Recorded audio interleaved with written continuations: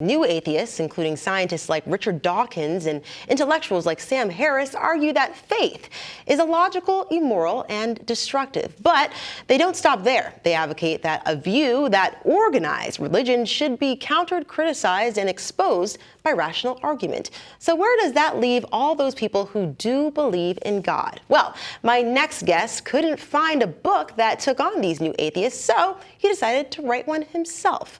Joining me now is the author of that book, Shay. It's called In Good Faith, Questioning Religion and Atheism. Scott, thank you so much for being here. It's a pleasure to be here. Thank you for having me. Excellent. Now, I may have mentioned this when I was explaining the book, but I wonder, what has been the inspiration for this? What really brought you to go through this? Well, as you said, I read Dawkins, Hitchens, Harris, Dennett, the whole Michael Shermer, the whole group. And then I searched for an answer because I am a believer, and I do think that it's rational to believe in God. With all we know about science, with all we know about the historicity of the Bible, and even our modern morality. And I didn't find a book where anyone had stood up and made that argument. And so my belief is that if you're at the intersection of something that needs to be done and what you can do, you try to do it. And that's what I did. And that's why I devoted basically every free discretionary moment that I had for 5 years, researching, writing, and then trying to make it a very accessible book. Excellent. Now, speaking on that intersection, you went through 3 different faiths.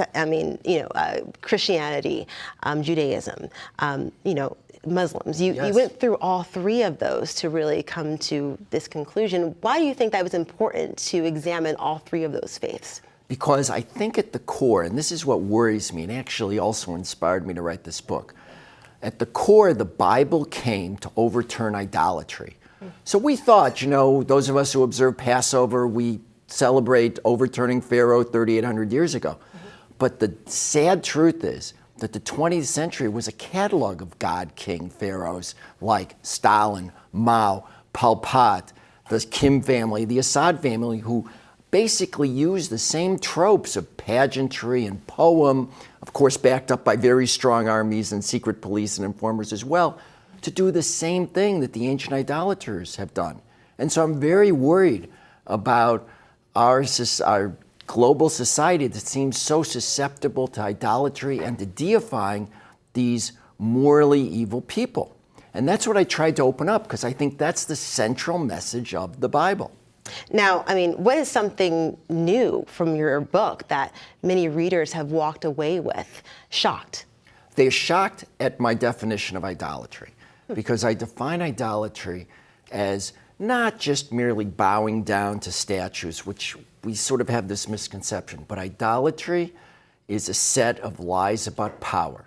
It's about ascribing super authority or superpower to finite beings, people like us, natural processes or ideologies. And it happens on a big level, like I spoke about with the dictators, the rogue dictators of the 20th century, but it happens on a small scale. How did Charlie Rose, how did Harvey Weinstein get away with what they got away with? They became idols. They became figures of super authority that couldn't be questioned, just like you couldn't question Pharaoh or Stalin, on a small basis, of course. But once you become an idol, people think you can't be toppled, and people buy into that. So that same story of super authority and superpower plagues us today. That's incredible. And I think what's interesting about this book, what you're mentioning, is that it's just timeless. It comes time and time again. Especially today, there's new data that there are less and less people kind of going into a specific religious affiliation. Yes. Does your book touch on that? So I don't describe that centrally to my book, but yes, the nones, the so-called people of no religion, are now the largest single group in the United States.